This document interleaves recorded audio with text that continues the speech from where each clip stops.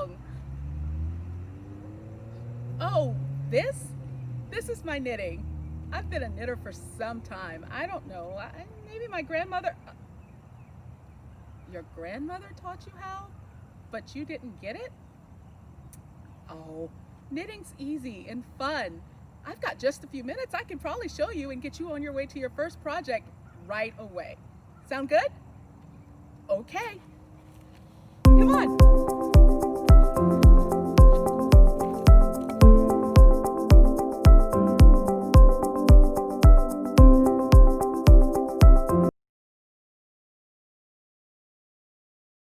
Many of us share fond memories that perpetuate this idea that grandmas cornered a market in knitting and crafting. But that's just not the case. You see this shawl right here? My 14-year-old made that. And this one. And this one. I've shared my love of knitting with all of my kids, and it's a great way to reinforce math, literacy, and higher order thinking skills. So let's start you off with a simple but practical pattern.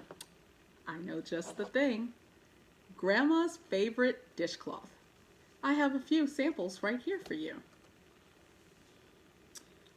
It will help you reinforce that basic knit stitch that your grandma or your aunt or someone young like me might have taught you, but it will also provide you with a little bit of interest as we'll incorporate some eyelet stitches and some other great techniques. Dishcloths make great gifts, especially with an artisan bar of soap. To knit a dishcloth, you just need a few things. I've got them gathered here. You need a ball of cotton yarn, which you can get at any big box store or craft store. Knitting needles. I've got a pair of size 8 circular needles today. A pair of scissors for cutting the yarn, and darning needles that we'll use at the end to weave in our ends. Now, to just get some of these items out of the way, we'll just need the yarn and the knitting needles for this first part. Now, any knitting project starts with a cast on. So we're just going to grab the end here, as you can see, and we're going to start with a slip knot. To make a slip knot, we're just going to drag the yarn, bring it across our finger, wrap it around, and pull up until we have a loop. We'll put that loop on our needle, pull it tight, and that is our first stitch.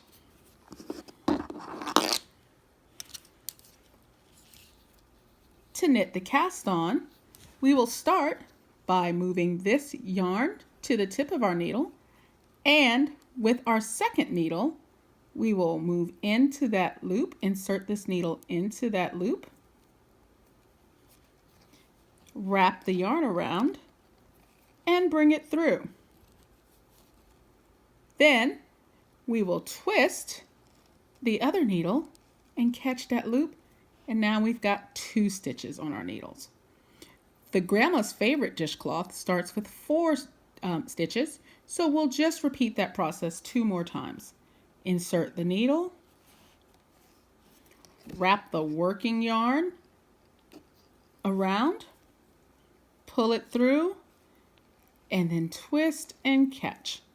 One more. Insert the needle, wrap the working yarn, bring it through, and twist and catch. And there you have it. 4 stitches are on our needle. The first thing we need to do is to knit a straight row. Now, I know that you probably remember the knit stitch from when whoever taught it to you, but let's review.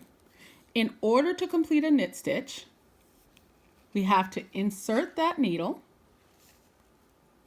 wrap the working yarn around, pull it through, and unlike what we did with the cast on, now we're going to push the old loop off. Let's do that again. Insert the needle, Wrap the working yarn around, pull it through so it's now on the right side. The new loop is on the right side, and we're going to discard the old loop and let it fall off from our left loop. One more time. Insert the needle, wrap it around,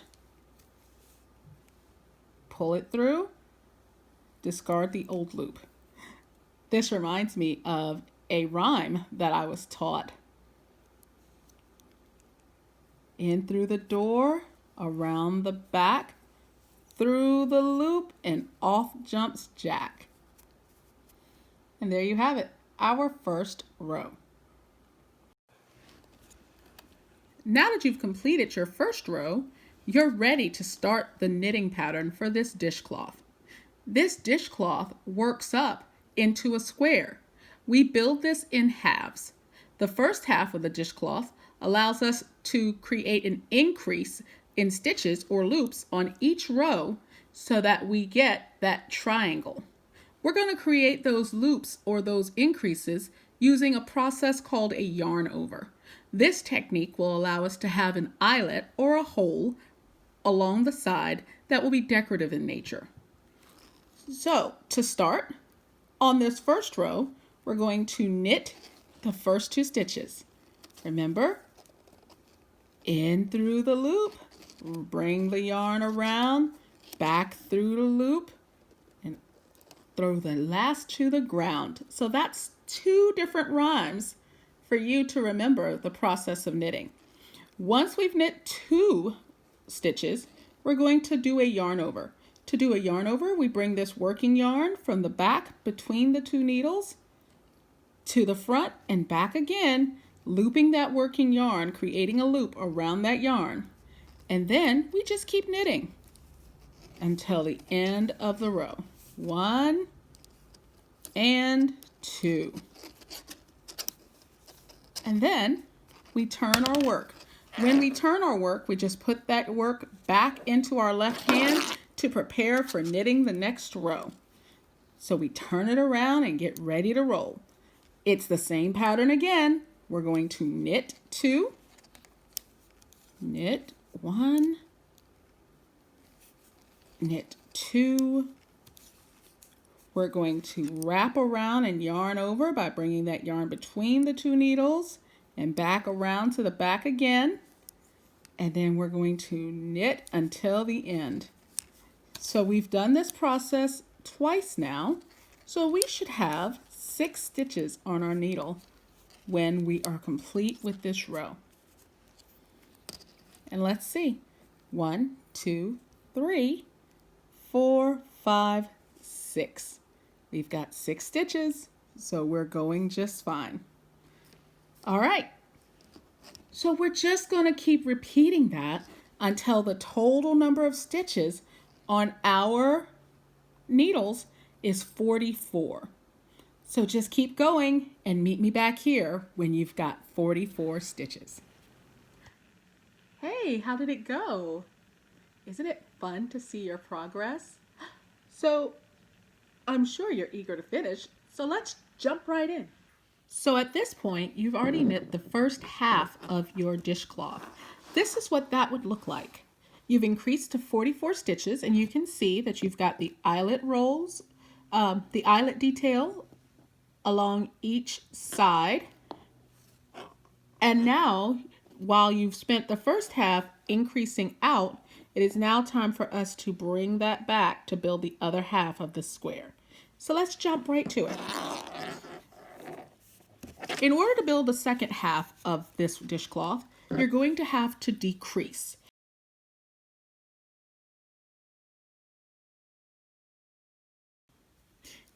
Decreasing allows us to decrease the number of stitches on the needle at a given time. But in addition to decreasing the number of stitches, it also has the added benefit of creating the other half of this triangle. So it's used to impact the shaping of anything that you're knitting. In order to decrease, we're going to use something called a knit 2 together. These rows will also repeat just like the row that built this first half of this dishcloth. Let's look at how that's going to go. On the first decrease row, in every subsequent row, you will knit 1, and then you'll decrease by knitting 2 stitches together. So these two, we're just going to treat as if they're 1 stitch. We're going to insert the needle, wrap the yarn, bring it through, and there we go. We've now decreased by 1 stitch. We're going to go ahead and do a yarn over, just like we did the last time. Yarn over, and then we're going to knit 2 together.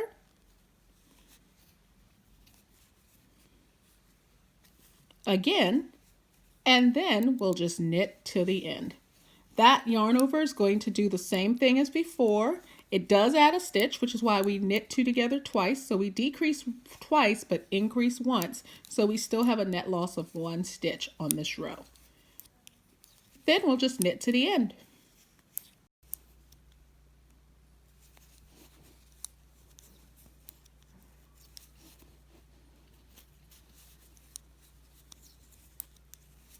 And we knit to the end. And as we get to the end, we will knit this last stitch and then we'll turn. And again, just like we did with the first half of this dishcloth, we'll repeat that decrease row. So we knit 1, we knit 2 together,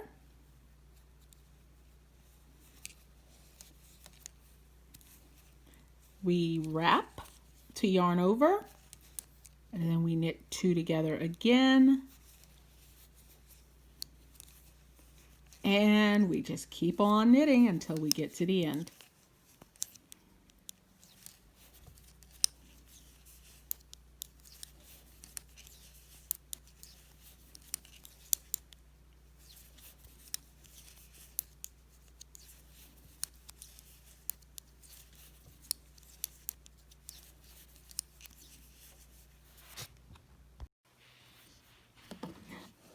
I've gone ahead and created a swatch so that I can show you what the decreases will eventually make your dishcloth look like.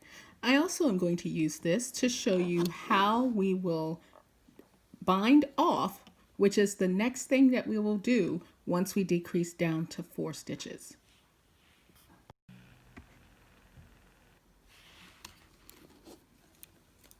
And here we are. We're at the last row, the last decrease row. So I've already knit the first stitch. I'm going to knit the 2 together.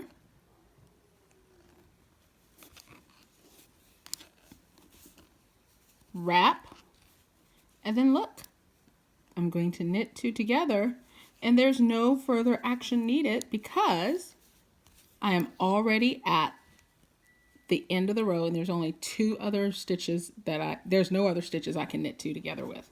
So to prepare to bind off, I am now at 4 stitches. So I'm going to knit 1 last row. 1, 2, 3, and 4. And then I'm going to be in position to be ready to bind off. In order to bind off, I'm going to knit the first 2 stitches. 1 and 2. Then I'm going to take the farther stitch, the first stitch I knit, which is the farthest on the right, and I'm going to pass it over the second stitch I knit. And this can be fiddly when there's so few stitches on the needle. But I'm going to keep that on there, and look, I have slipped it off and I've retained 1 stitch. That's 1 stitch bound off. Let's keep going. I'm going to wrap and knit the next stitch, and just like with the first, I'm going to take the second stitch and pull it all the way over the first stitch, and that's 2 stitches bound off. And look, third stitch, I'm going to knit it, and I'm just going to pull it right on over the third stitch, and there we have it. Now I'm going to pull so that I have a large loop on the needle. And that's where it is time to break the yarn. So with this large loop, I can now take the needle out. And I've just got this stitch, and I'm going to leave a large tail or a length of yarn, a long tail. And now I'm just going to take that yarn, pull it through that loop, and then pull the loop tight. And there I have it. I have now bound off. Technically, I could start using my dishcloth right now. It's perfectly fine as long as the yarn was clean. I could start cleaning and washing dishes and doing all the things. But for aesthetics, I am going to weave in my ends. To do that, I've grabbed the darning needle. I'm going to go ahead and thread the needle. And then I'm just going to pick up my work. And the goal here is to just create, we're just securing the yarn, the leftover yarn, so that if there was ever anything to happen, this work wouldn't unravel. So in order to do that, I'm just going to weave in and out. There's no real true way to weave in ends. And I'm just going to weave in and out a few stitches down. See? And pull through. And then I'm going to go the opposite direction, right back up. I like to hide my woven ends in the work so that they actually end up looking like they're part of the pattern. Now, I do that 1, 2, and I'm just going to go back down one more time. Each time I'm offsetting the location where I'm doing my weaving in. So this yarn would have to work really hard to come detached. And there you have it. Once I do that, I make sure the yarn is in the back and I snip that excess off. Look at that. It dissolves right on in there.